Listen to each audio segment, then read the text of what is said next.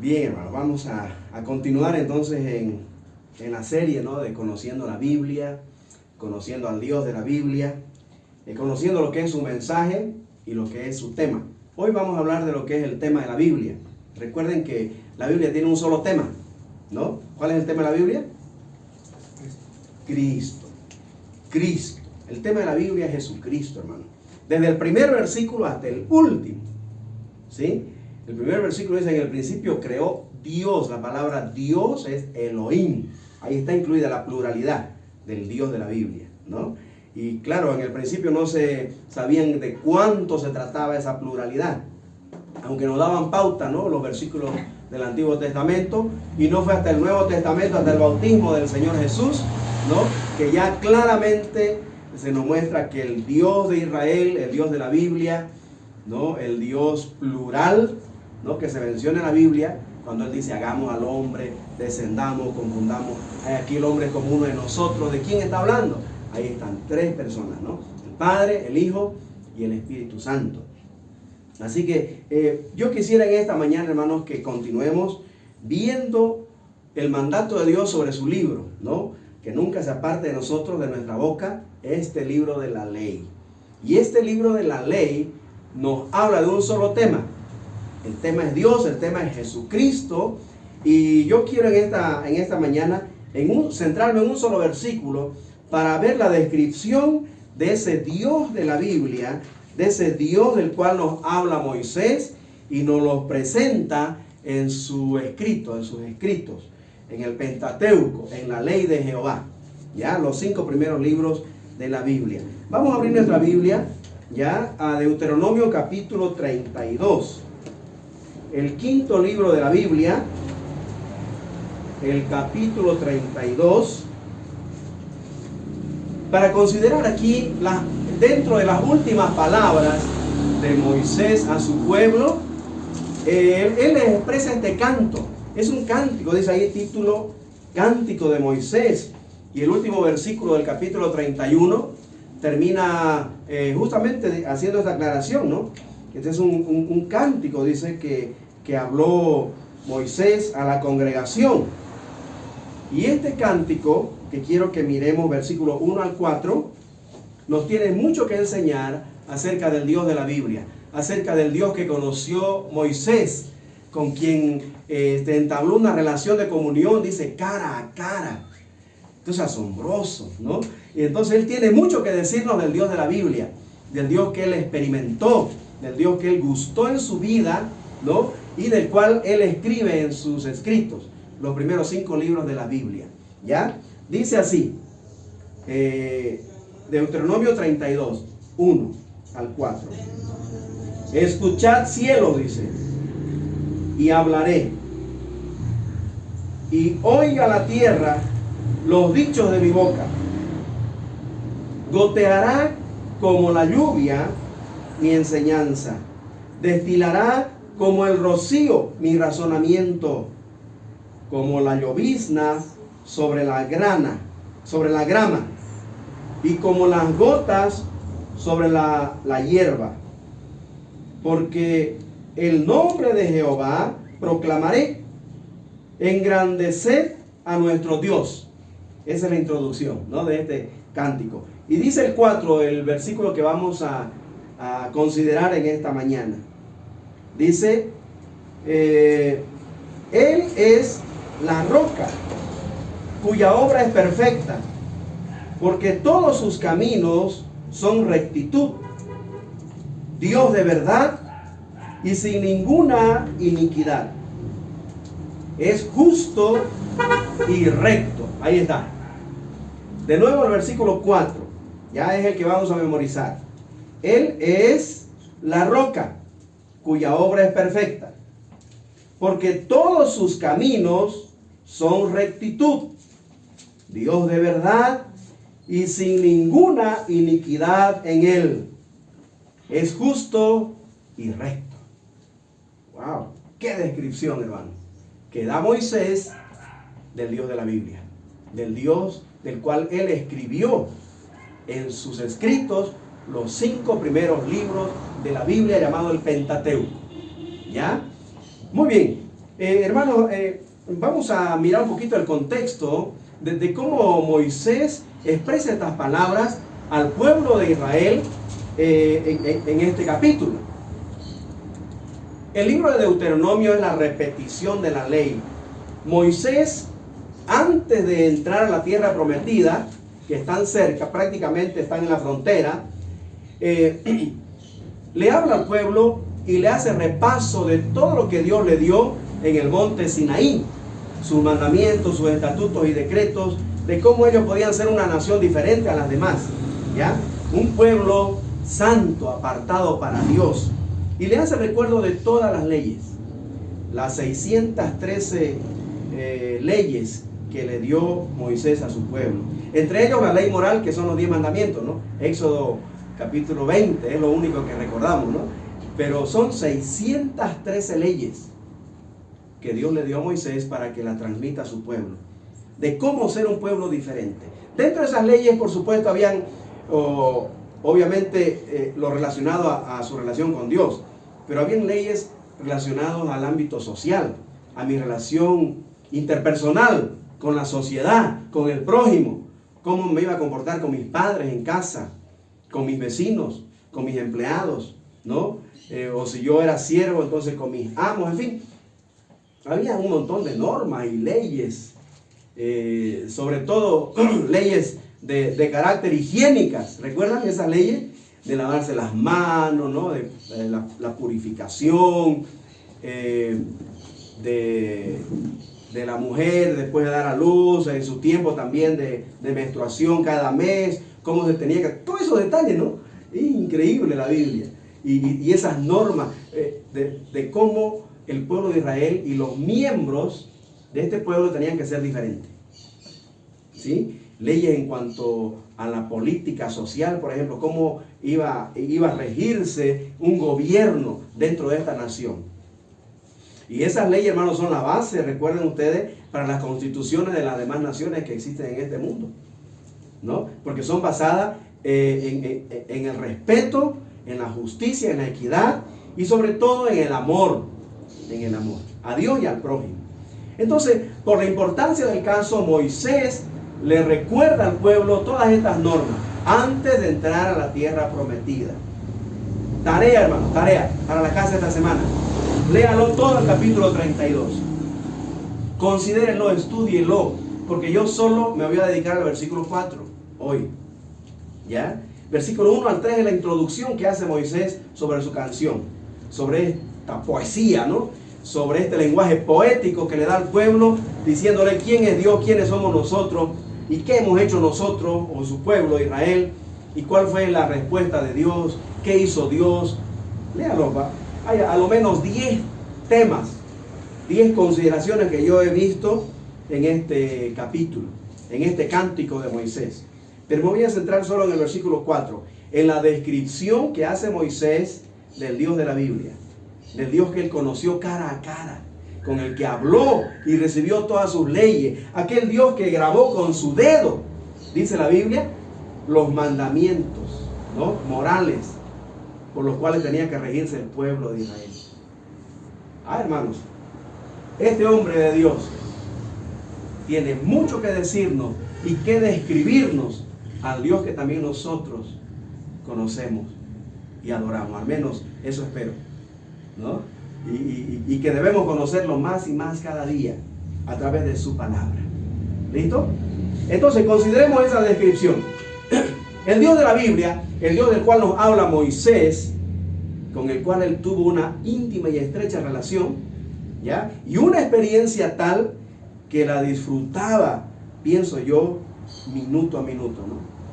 Cada instante de su vida, especialmente cuando estaba con él en comunión. Estoy recordando esos 40 días que pasó y esas 40 noches con el Señor, que cuando bajó la gente tuvo que cubrirse, dice, no, los ojos, porque el rostro de Moisés resplandecía como el sol ahorita, ahí. Cuando si usted sale y le quiere mirar al sol, no va a poder, amigo, ¿eh? ¿Se da cuenta? Así la gente quería mirarle a Moisés y no podía. Entonces tuvo que ponerse un velo, ¿no? ¿Por qué? Porque pasó tal intimidad con Dios que como Dios es luz y resplandece, también, hermano, le contagió a este hombre que estuvo cara a cara con Dios.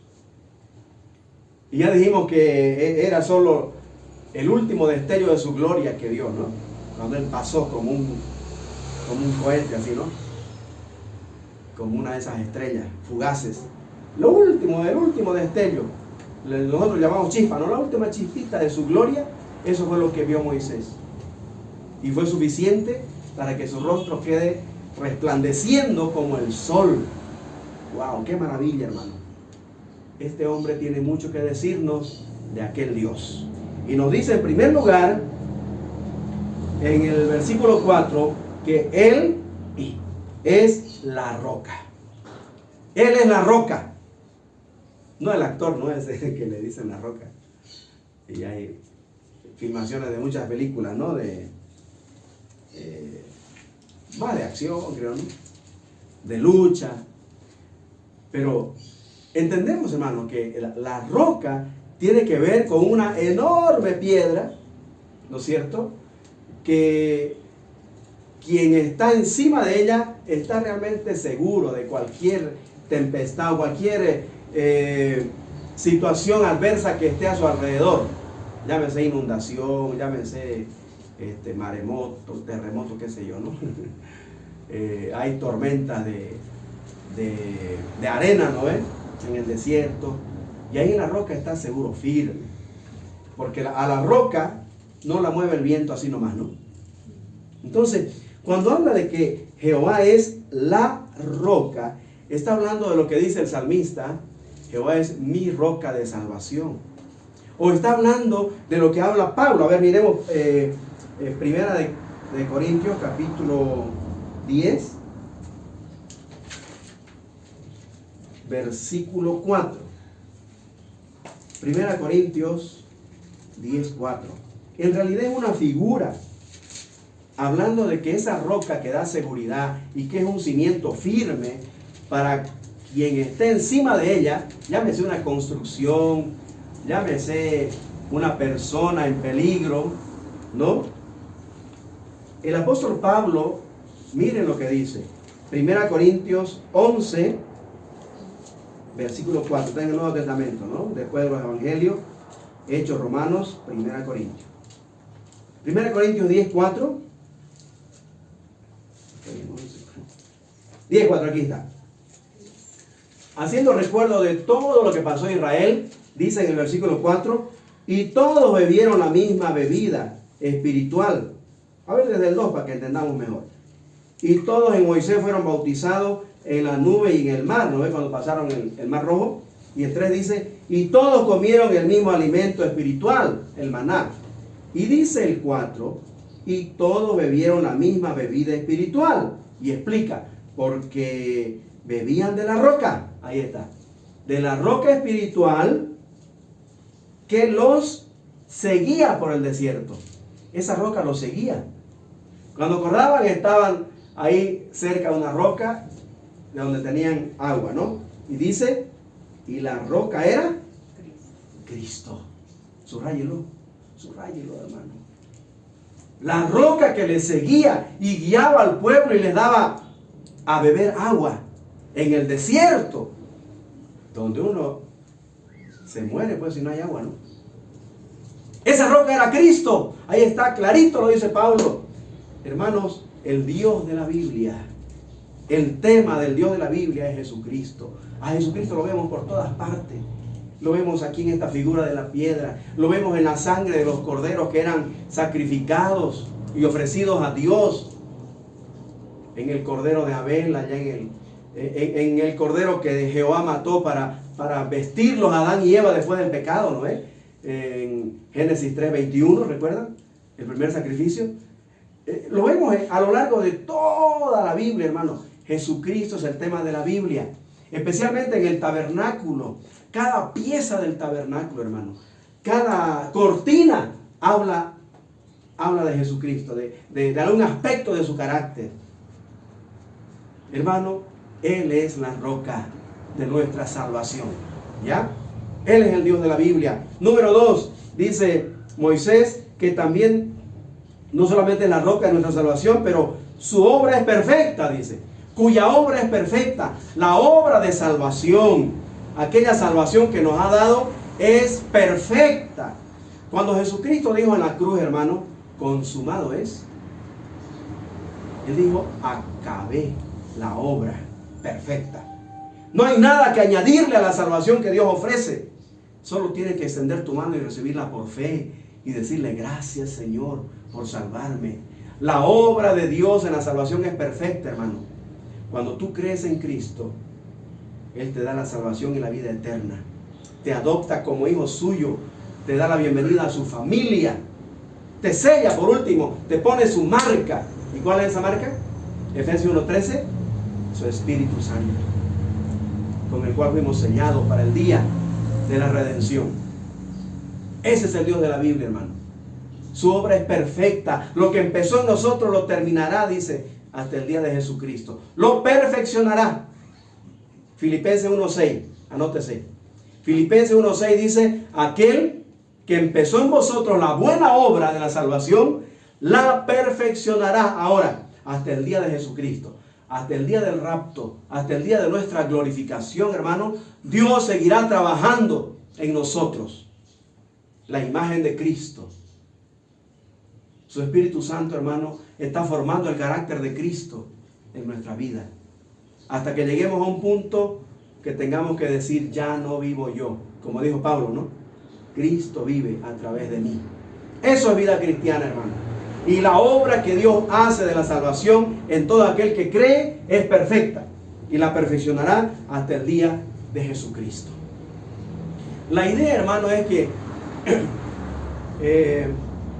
Dios toma una piedra y como un escultor agarra su cincel y su combo y empieza a tallar en la piedra, en la roca, la imagen de Cristo. Todo lo que no tiene que ver con Jesucristo es quitado de la roca. Estoy leyendo ese libro. Cincelado por las manos de Cristo. No, cincelado por las manos del Maestro. Lo que Dios hizo con Pedro, por ejemplo. Una roca. No, tú eres Pedro. No, tú eres Simón, le dice, no hijo de Jonás. Tú serás llamado Pedro, piedra. Y de esa piedra empezó él a formar el carácter de Cristo en la vida de Pedro. Hermano, eso es lo que Dios hace en mi vida y en tu vida cada día, desde el momento que lo recibiste como Señor y Salvador. ¿Ya? Él es la roca, hermano, y hace una obra perfecta en nosotros, formando a Cristo por medio de su Espíritu Santo. Ah, hermano, qué maravilla.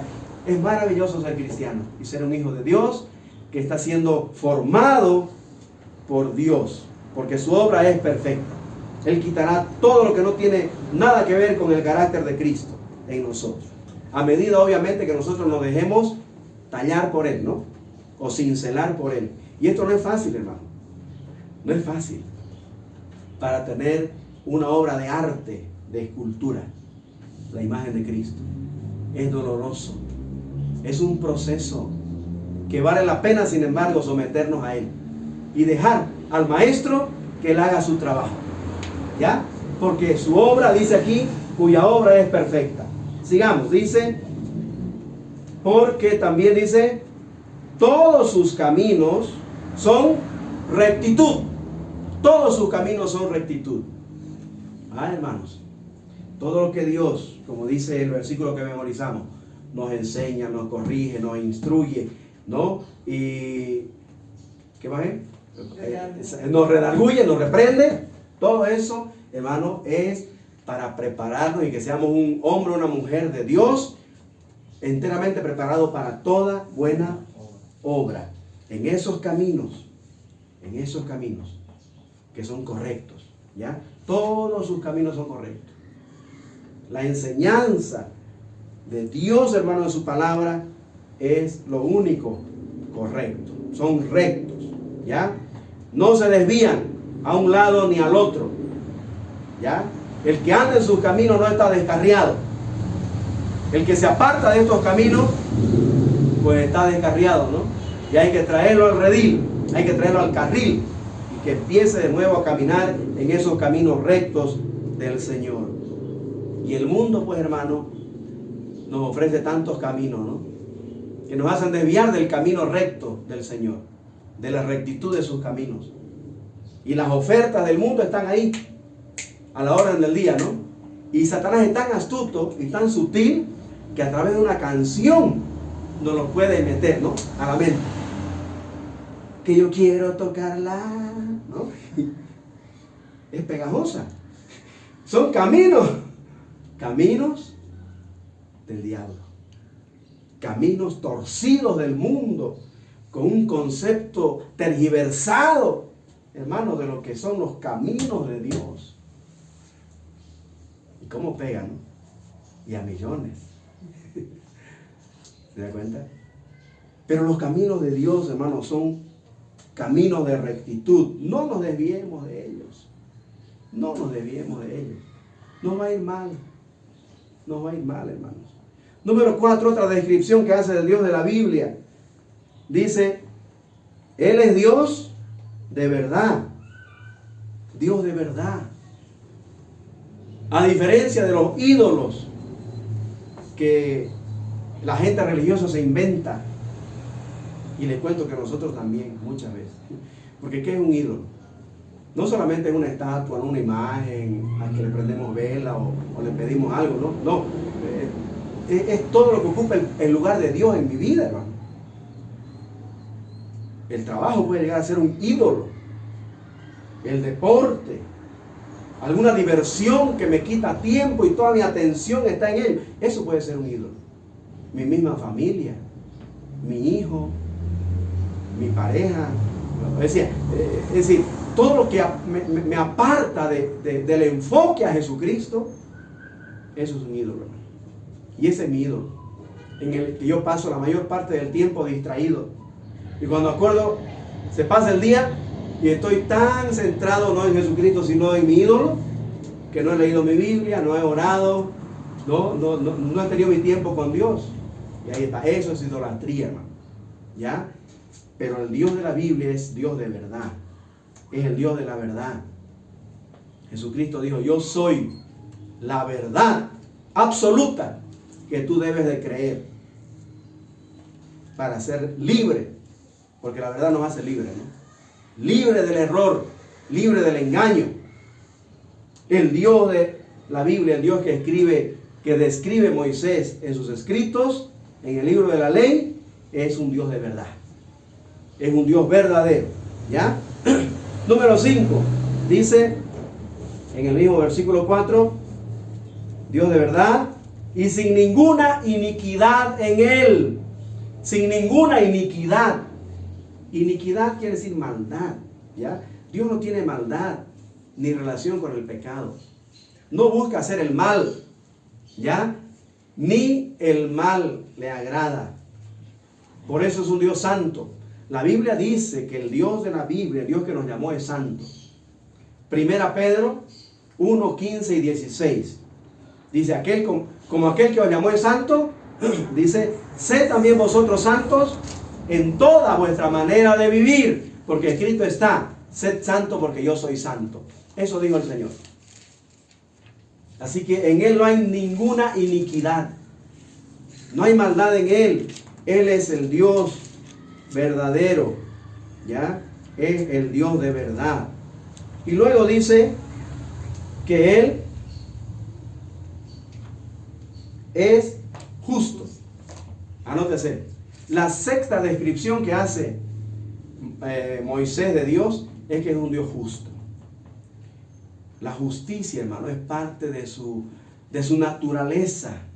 Él jamás va a actuar injustamente. ¿Ya? Él es correcto. ¿Ya? Él es un Dios que su justicia prevalece como juez. Claro, nosotros tenemos un mal concepto de la justicia, porque en este mundo, hermano, la justicia humana no es correcta, ¿no? No es correcta. Y nosotros sabemos, dicen que solamente hay justicia para el que tiene plata, ¿no? Para sobornar a los jueces, a los fiscales. Pero no es así con Dios, hermano. Dios es un Dios justo. Siempre va a dar a cada uno lo que le corresponde, lo que le pertenece, sin acepción de persona. Él es justo, actúa correctamente, ¿ya? Actúa correctamente. Y porque Él es justo, Él quiere que también sus hijos seamos justos. Y cada una de estas descripciones que describen su carácter moral de nuestro Dios son atributos morales que son transferibles. Dios quiere que nosotros como sus hijos los manifestemos también. Por eso dice: bienaventurado el que tiene hambre y sed de justicia. Tenemos que anhelar, hermano, que haya justicia y orar y clamar a Dios por justicia. Que se haga justicia. ¿Ya? Porque es un Dios justo. Y por último dice al final del versículo que también es recto. Justo y recto. Son atributos que van íntimamente relacionados, ¿no? La verdad, la justicia, la rectitud, sus caminos justos. Tiene que ver, hermano, con que Dios marca realmente la línea. No sé cuántos conocen la plomada, los albañiles no son expertos. Entonces, todo el muro de los más grandes edificios, ¿no?, tienen que ir alineados a la plomada. A la plomada. ¿Sí? Ese es el Dios de la Biblia. Un Dios recto. Él no tiene que acomodarse a mis conceptos de lo que es justicia y rectitud. Él tiene una línea marcada y nosotros tenemos que alinearnos a esa línea. Esto es lo correcto. Esto es lo recto y es lo que tenemos que practicar, ¿no?, en nuestra vida diaria. Ese es el Dios de la Biblia, hermano. Este es el Dios que describe Moisés, el Dios que él conoció cara a cara. En este versículo nos muestran sus atributos morales, sus atributos transferibles, que él quiere que todos sus hijos lo cultiven también. ¿Ya? Que seamos santos, así como Él es santo. Que seamos justos, así como Él es justo. Que seamos rectos en nuestro carácter, en nuestro actuar, así como Él es recto. ¿Sí? Y que busquemos, hermano, andar en la verdad. Y que tengamos que decir, hermano, de este Dios de la Biblia: Él es mi Dios. Como hemos cantado el Salmo 18, ¿no? A ver, abramos nuestra Biblia, Salmo 18. El Salmo 18. Te amo, oh Dios, en primer lugar, para decirle, ¿no? Te amo, oh Dios, fortaleza mía. Ahí está mi fortaleza. Jehová es roca mía. Jehová es mi roca, mire. Y castillo mío, dice, ¿no? Él es mi castillo, un lugar de refugio, ¿no? Un lugar seguro. Y mi libertador, mi salvador. ¿Ya? Dios mío. Él quiere que usted se apropie del Dios de la Biblia. Fortaleza mía, dice. Ahí está. ¿Podemos decir eso del Dios de Moisés? Del Dios de David, en este caso. Dice: mi escudo y la fuerza de mi salvación, mi alto refugio, en Él confiaré, dice. Hermano, Moisés, eso es lo que quiere que su pueblo confíe en este Dios que Él le está describiendo. Porque el versículo 5 empieza a decir cómo es el pueblo de Israel y cómo es la naturaleza humana, de rebelde, ¿ya?, de pecadora. Pero dice en el versículo 4: este es el Dios que yo quiero que ustedes conozcan. Este es el Dios que yo quiero que ustedes crean en Él, que ustedes le amen, lo sigan y le sirvan solamente a Él. Hermano, eso es lo que Dios quiere también para nosotros. Que este Dios del cual nos habla la Biblia sea nuestro Dios. Que sea mi roca de salvación. Que sea mi pastor, como dice el Salmo 23. Mi roca, mi castillo, mi libertador. Dios quiere, hermano, ser su salvador. Para quienes la han recibido como Señor y Salvador, Él quiere ser el que gobierne su corazón, el que gobierne su vida, quiere ser el centro de atención de su vida. Ahora, ¿cuál será tu decisión? ¿Cuál será mi decisión frente al deseo de Dios? Hermano, aquí entra en juego una decisión que usted y yo debemos tomar ahora frente a esta verdad del Dios de la Biblia. Tenemos, hermano, un concepto claro de quién es el Dios que describe Moisés. Yo le animo, hermano, que estos conceptos realmente llenen nuestra mente y nuestro corazón y seamos conscientes a quién venimos a adorar cada domingo al culto. Que seamos conscientes de quién está con nosotros todo el tiempo. He aquí yo estoy con vosotros todos los días, dice, ¿no? Hasta el fin del mundo. ¿Quién es el que dijo eso?